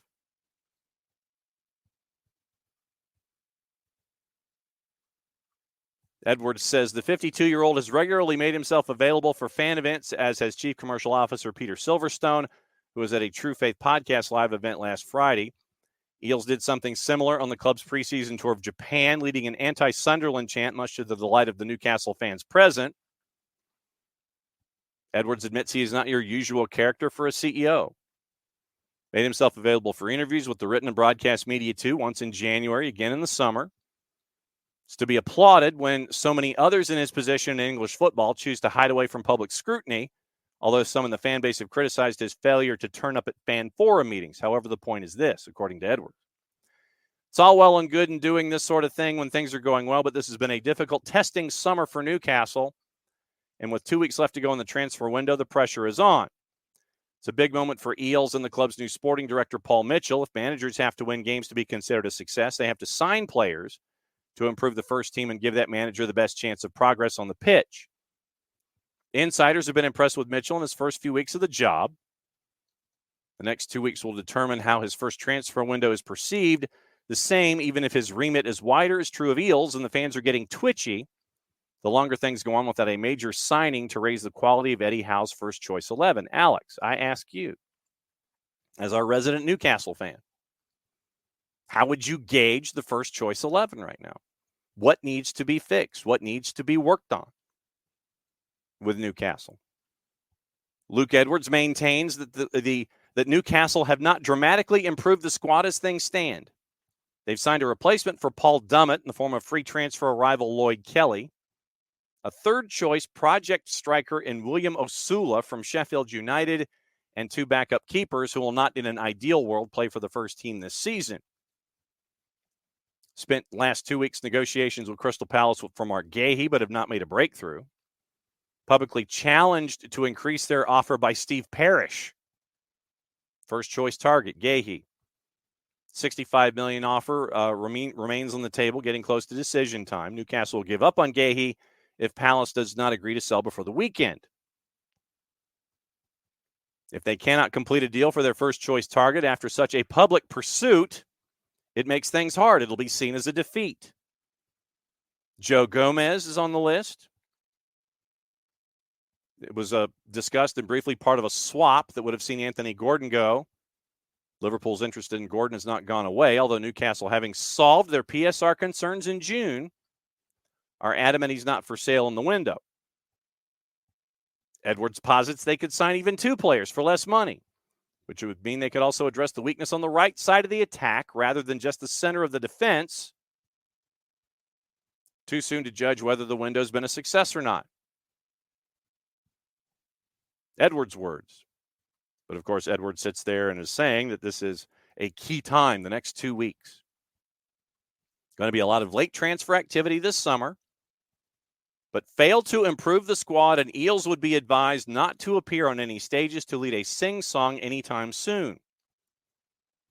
Popularity is a fragile thing when it comes to Newcastle United, and supporters value results on the pitch more than any sort of well-meaning fan engagement. What can be brushed off as some harmless fun now can easily turn into something less pleasant if supporters feel they've been let down by men in suits with microphones in their hands. So Luke Edwards decided that he just wanted to do a big old harumph of a column with 2 weeks left in the transfer window, to sit there and say, well, Newcastle hasn't done anything yet, do something. Stomping his feet and gnashing his teeth and wringing his hands together because Newcastle hasn't done anything yet. Luke Edwards decided to launch that salvo in a personal column.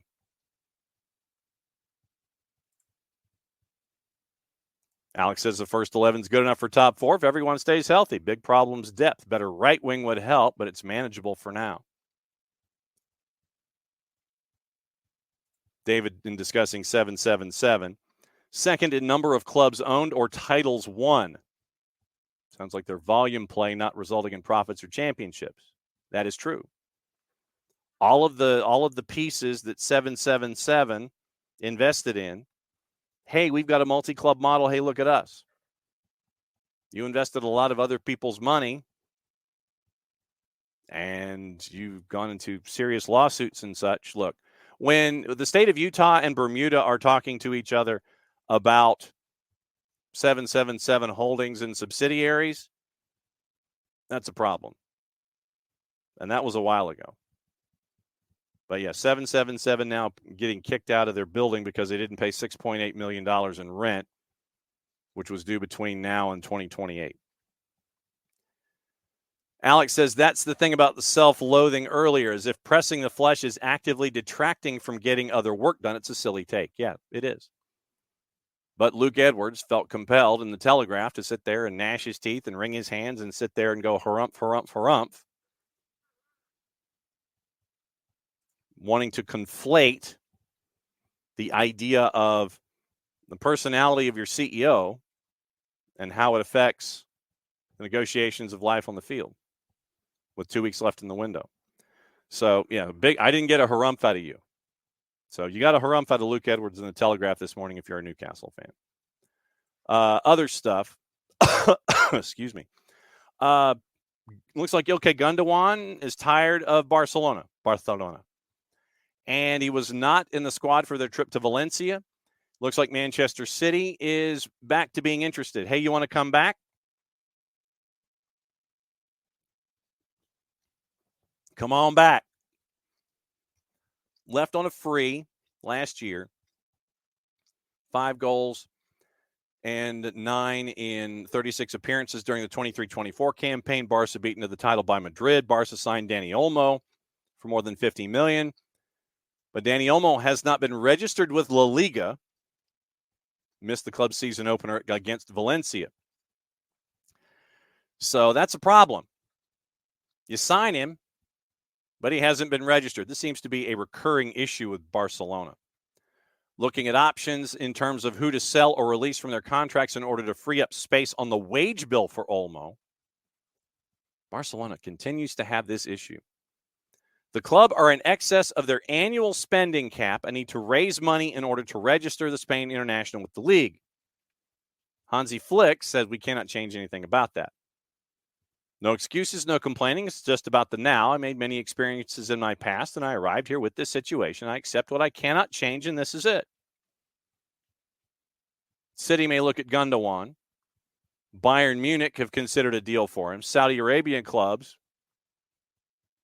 are on red alert as well. Guardiola insisted last week City would look at the deals in the final days. So could Ilkay Gundogan be making his return to Manchester City? You know, they'd love to have him. Joao Felix set to sign a 6-year deal. Looks like Raheem Sterling is on the outs.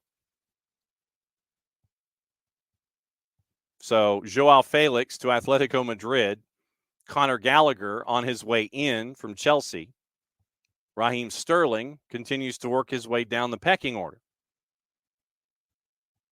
Gallagher set to complete his £34 million move to Atletico in the coming days. England midfielder had last week returned to London after the deal stalled. So Joao Felix looks like he is in. Gallagher's move is finally apparently happening on the transfer to Atleti. Chelsea signs Felix, supposedly on a 6-year deal. Raheem Sterling is looking for a place to hide and another place to go. So it's not looking good for Raheem Sterling at Chelsea. Palistri looks like he's out at Manchester United. Once again, I think that we'll get the start of the 3Ds this week with our buddy Drew Dickinson. And Drew will let you know what's going on with his beloved United. But it looks like Palistri is out the door. £5 million deal looking for a regular football location. It's like, dude, I need regular reps. So Palistri looks like he might be joining Panathinaikos for $5 million. Bought 4 years ago from Peñarol. Loaned it to Alaves and Granada. Not in the squad in the season opener against Fulham. Scott McTominay has interest from Napoli and was subject to a bid from Fulham after they couldn't reach an agreement after they switched attention to Sander Berge, close to landing him from Burnley. Berge was on the short list of midfielders if they wanted to strengthen that area. Burnley is now looking at $20 million plus $5 million if you want him.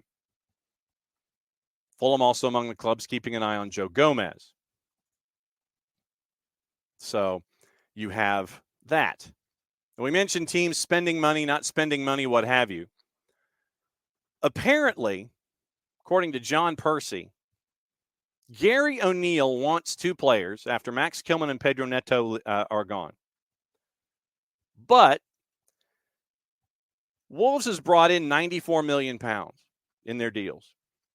Gary O'Neill has been told he can only spend 20.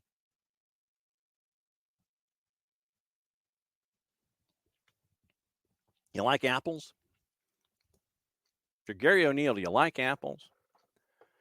You bring in £94 million at Wolves, selling folks like Kilman and Neto. Hey, Gary, here's 20. Here's $20 million to play with. That sounds worse than Bournemouth. Prioritizing a new center back before the transfer deadline. Chasing after Dara O'Shea at Burnley. Wants to recruit a new winger. And that's going to depend on the sales of folks like Daniel Podence, Gonzalo Cuedes, and Fabio Silva. There is interest in Podence. Any funds generated from departures will be added to the transfer budget after a spend of $40 million already this summer on Larson, Gomez, Doyle, and Lima. Larson completes a move for $23 million as a part of the deal agreed with Celta Vigo. Club ownership, Fosun aiming to invest just over a fifth of that $94 million received from Neto and Kilman. Neto agreed to a £54 million move to Chelsea. Kilman to West Ham for $40. Burnley's O'Shea, high on their list. Ahmed Hadzic at Sheffield United, which might fit their budget, would be another one, but that's been dismissed. Wolves have been determined to comply with PSR and raised over $140 million in sales. In March, they recorded a loss of $67 million for the financial year of May 2023, expected to avoid breaching regulations. Remember, and we went through this with Newcastle and others, you're only allowed, through profit and sustainability rules in the Premier League, you're only allowed to lose $105 million over a 3-year period. In March, it was reported that Wolves lost 2/3 of that in 1 year. Newcastle was the same way, but Newcastle has recovered, and they're within PSR regulations. So Wolves is trying to keep an eye on things now. So they're not in violation of PSR. But Gary O'Neill, you've been given $20 million of 94 that was brought in by 2 transfers. Eddie Nketiah falling down the pecking order at the Emirates for Arsenal. Forest is really interested in that, in bringing in Nketiah. So is Crystal Palace. Bournemouth showed interest earlier in the window before bringing in Evan Nilsson in the club record deal. Talks broke down with Marseille with Nketiah. And the Telegraph understands Forest are assessing their options. Santiago Jimenez, $30 million, another player of interest. Jimenez is really of interest from a lot of other folks. So Eddie Nketiah, keep an eye on that. Alex says, meanwhile, about Newcastle, zero transparency, visibility, or accessibility under the prior ownership. And guess what? People complained about that. You can't win. No, you can't. Hey, why aren't you talking? Because people didn't want to see Mike Ashley out in public, I guess, to yell at him. So all he did was discuss things through rants in the papers. You don't get to see anybody from the Ashley administration. You come in now with the PIF. You have Darren, who's out in front. And either way, you're going to get folks complaining. You're not out talking to fans enough. You complain. You're talking too much. Focus on your work. So yes, you're getting both. You're getting both right now with Newcastle, from one to the other. So you're looking at all that. Fox Deportes and BN have added Serie A and Ligue 2 and new deals. Once again, remember, we're going to be keeping an eye on Caleb. We're going to be keeping an eye on Caleb Wiley. And we will kind of give you updates every day, every match day, following every match day. So it would be like on Mondays. We'll keep an eye on Caleb and let you know how things are going for him at Strasbourg. And we literally, I am watching Ligue 1 on BNs through Fanatis. Subtle plug, fntz.co/soccer down here. And that's how I'm keeping up with Caleb, in addition to SofaScore and getting it ratings. But yeah, I was watching Strasbourg and Montpellier this past weekend. And you can do that too at Fanatis and get you another streaming service. You get all the BN, CDO, Nuestra Tele, For the Fans, Teisei, Goal TV, where you can see our buddy Nino Torres calling games either in South America or in Portugal on every single, a lot of the channels that are there. They had a lot of Argentine football up last night, Copa Libertadores, Sudamericana. That'll be up as well. And you can take an eye out. You can take a good piece of your wallet out and sit there and look at Fanatis and add that to your subscription services. Jason got me hooked. I blame him once again. fntz.co/soccer down here helps out us at the network and helps out Fanatis with subscribers. And it really gets you into leagues that you never thought you'd ever watch. Liga 1 Max. I'm watching Ecuadorian football. I think they have the Ecuadorian second division that's been added recently as well. So there's plenty going on to keep an eye on when it comes to all the activity in and around the sickos divisions and countries and things. And you can get a good chunk of that at Fanatis at fntz.co/soccer down here. Ivan Toney obviously still being looked at by teams in Saudi Arabia. Al Ahly, I think, was the last one that was interested, and they were looking at, say, $35 million. Brentford is valuing Ivan Toney at 50. So I don't know if that margin is going to get closed, but we'll see. Like I said, we got 2 weeks left in the window, so we'll see what's going on. Once again, we mentioned Raheem Sterling. Apparently, Juve is kicking the tires, but that's the four-letter paper. Take the information there at your own peril. We mentioned yesterday about Kyle Walker and Joao Cancelo. Al Hilal interested in those two. We mentioned Ilkay Gundogan. Real Sociedad refusing to lower their valuation for Spain midfielder and Arsenal target Mikel Merino. We mentioned Al Ahly and Toney. But Chelsea, according to the three-letter paper, could be making a last-ditch move because Chelsea wants all the toys, and they really don't care what anybody else thinks. It's like, ooh, Ivan Toney, shiny object. So literally, that's literally what you're staring at when it comes to Chelsea. Apparently, they've invested $1.12 billion in player transfers. So there's all of that. So, yes, the agreement with Joao Felix we mentioned, Eddie Nketiah we mentioned. Wolves have submitted a proposal to sign Aaron Ramsdale. Keep an eye on that. Newcastle's latest offer this morning, very, very early on Mark Gahey, 60 plus 5. Crystal Palace is looking for 65 plus 5. I think that'll happen. David Ornstein, given the discrepancy in valuations, Newcastle seemed to be at their limit. Palace refused to blink. The Tyneside Club now exploring other options in case the Gahey pursuit does not materialize. We mentioned Gundogan. Everton have turned down a bid from Marseille to sign Neil Maupay. Proposal from the French club was for a season-long loan with an option to buy next summer. Sepp Vandenberg nearing a permanent exit from Liverpool. And it would be a deal of $20 million with Wolfsburg set to be agreed to. Liverpool's close to a deal for Valencia keeper Georgi Mamadashvili. The fee in the region of €40 million, €34 million has been discussed. And so Mamadashvili looks like he might be heading to Liverpool. Checking the Ornstein deal sheet and seeing if there's anything else that we've missed in the overnight. We mentioned McTominay, Fulham, Nketiah, and Nottingham Forest. Trevor Chalobah is also on the short list with Newcastle, in addition to Gahey and Gomez. Manchester United is willing to wait until deadline day to sign Manuel Ugarte with the hope that PSG will lower their £51 million valuation for the midfielder. Also working on a season-long loan to sign Ugarte, which would include an obligation to buy in 2025. That's from Fabrizio Romano. Tottenham and Giovanni Lo Celso has attracted interest from Villa, Betis, and Roma. Everton have inquired about triggering a 51.2, €60 million release clause for Atletico Mineiro's 18-year-old Brazilian forward Alisson Santana. We mentioned Santi Jimenez and Ahmed Hadzic with Wolves.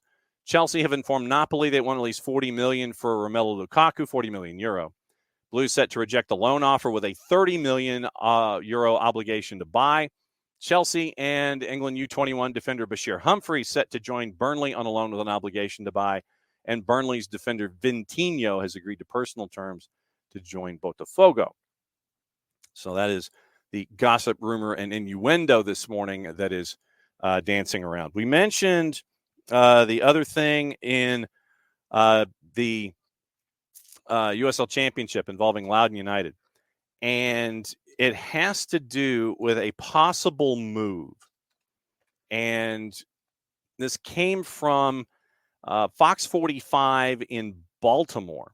And what they are saying is that the city of Baltimore is doing a feasibility study and trying to see if it would be worth it. So they're kicking the tires on the possibility of Loudoun United.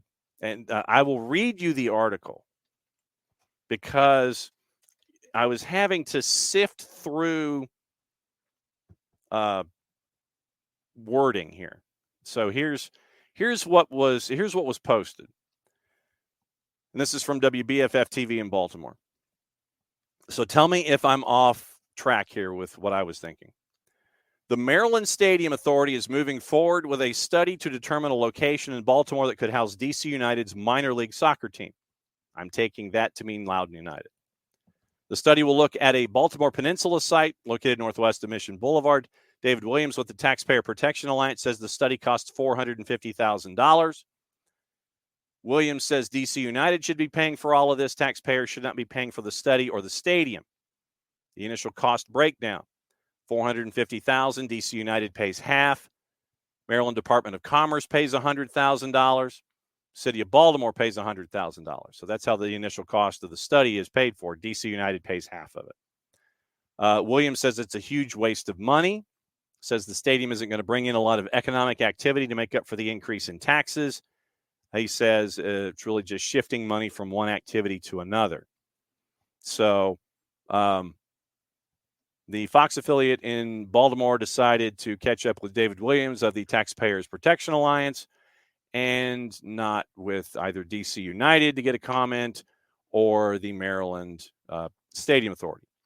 So it looks like there might be a $450,000 kick the tires study on whether or not Loudoun United could move to Baltimore in some manner, way, shape, or form sometime soon. So, so we'll keep an eye on that in addition to everything else that's going on in USL Championship, and all the other places. I'm trying to see if there's any other stories that have happened that have broken while we've been on the air this morning. Happy National Radio Day, apparently, by the way. Ben Jacobs reinforcing the Mamadashvili purchase, 40 million euro for next season for Mamadashvili. And let's see, so Charlotte Ledger and all those kinds of things. Okay. What to watch, where to watch it, how to watch it. And thanks for hanging out on a Tuesday. Tomorrow it is stacked. Tyler Pilgrim dropping by at 9:15, as he always does. And hopefully we can catch up with the busiest man in the Northeast, Dylan Butler, at 10 o'clock. Marion Crowder, who was part of the inaugural broadcast of the USL Super League, will be joining us at 10:30. She'll be on to talk Super League. Super League. And she'll be on to discuss what's going on in the SEC. We're catching up with our friends from Georgia Southern this afternoon, and we will air that on the app later today. So we're catching up with Georgia Southern, both the men's and the women's sides, finding out what the latest is with them. One of the teams recently had a doubleheader in Hawaii, so we get to talk about that and what the trip was like and what they're learning early here in the season. So our Georgia Southern conversation as a part of Soccer's in Session will be up later this afternoon when it comes to all of that. What to watch, where to watch it, how to watch it. That's what we got to do before we get out of here. And let's see. So let's see what kind of football is on the tube tonight. We'll let you know. All right. So once again, a lot of soccer, a lot of college soccer. Jessica Charman, Luke Winstall had the Mercer match last night that you could have watched on the Plus. Libertadores is on BN. We mentioned how you could get BN if you don't already have it. 6 and 8:30, Fluminense, Gremio Junior, and Colo Colo. CONCACAF W Champions Cup at 10 o'clock. Santa Fe FC and San Diego Wave and their new interim coach, Landon Donovan, 10 o'clock on CBS Sports Network. BN Espanol simulcasting Libertadores. ESPN Deportes doubleheader in W Champions Cup. They have Alajuelense and Fraser's Whip at 8. Santa Fe and San Diego Wave at 10. Same on ESPN+. Golazo Network actually has Champions League qualifying at 3 o'clock. Lille and Slavia Praha, otherwise known as Slavia Prague to some of us. And then they also have Alajuelense and Fraser's Whip at 8 o'clock. Paramount Plus has a doubleheader in Champions League qualifying at 3 available. Dinamo Zagreb and Karabag. And Bodo Glimt and Crvena Zvezda, Red Star Belgrade. That's at 3 o'clock on Paramount Plus, along with the Santa Fe San Diego Wave match as well. So it's a busy day across the board. A lot of stuff to watch if you're hardcore and if you're really wanting to watch things as we go. Alex says his daughter at this very moment is marching around Center Park Stadium with her trumpet. I hope someone is shooting video of said Center Park march. Very, very cool. Okay. This is kind of interesting and obscure. Detroit City, for the remainder of the season, has signed Laurent Kisiadou from FK Pardubice in the Czech First League. Loans valid through the remainder of the season. Kisiadou will wear number 70 for Les Rouges. 129 appearances in the USL Championship, starting 105 over 6 seasons. Product of the Atlanta United Youth Academy, where he would play for the twos, starting in 33 matches, 46 on the developmental side. Then he had his time at Memphis 901. 82 matches, 30 goal contributions, 16 and 14 after 23. Went to Pardubice, 14 appearances, 12 starts. But for the loan deal with Les Rouges, Kisiadou has already arrived in Detroit and will be available for selection for Wednesday's match on the road to Tampa Bay.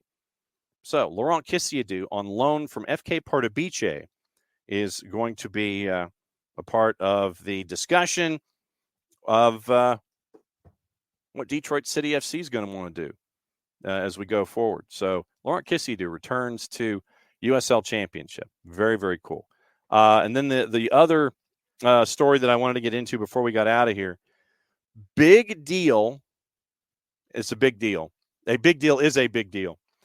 As there is a trade in the NWSL as Racing Louisville picks up Bethany Balzer And it was a deal that Racing Louisville thought they had to make as they're making their push to the playoffs. And so Bethany Balzer comes over in her trade with Rain. And so let me get the particulars of the deal. And so it was you end up now with Racing. Obviously, Jalen Howell going the other way as a part of the trade. But you now have Bethany Balzer in for Racing Louisville as they try to make a push for the playoffs. And it is a deal where Jalen Howell is outbound and inbound Bethany Balzer. So very, very big deal. Racing Louisville trades Jalen Howell to Seattle Reign for Bethany Balzer Racing, also sending $50,000 in allocation money to Seattle for their leading scorer. So big news in the NWSL, where Racing Louisville thought they needed to add a piece, and in doing so, they trade their captain away to make it happen. So it's a big deal in Louisville, where they now have Bethany Balzer, Abby Urseg, Taylor Flint, that is a part of the attack, and Jalen Howell gets traded out west. And so very, very big day for Racing Louisville and the NWSL down the stretch as they are trying to solidify a playoff position. And Balser has the third most goals in the NWSL since 2019. Jalen Howell, according to Tyler Griever at WDRB in Louisville, gets a fresh start in her career, show what kind of impact she can make. Injuries, unfortunately, slowed her down during 3 racing seasons, but she also did win the NWSL Nationwide Community Impact Award for her efforts with Down syndrome of Louisville. So Taylor Flint arguably has been the team's best player. Savannah DeMello, Ari Borges, Marissa DeGrande. Louisville's attack needed help.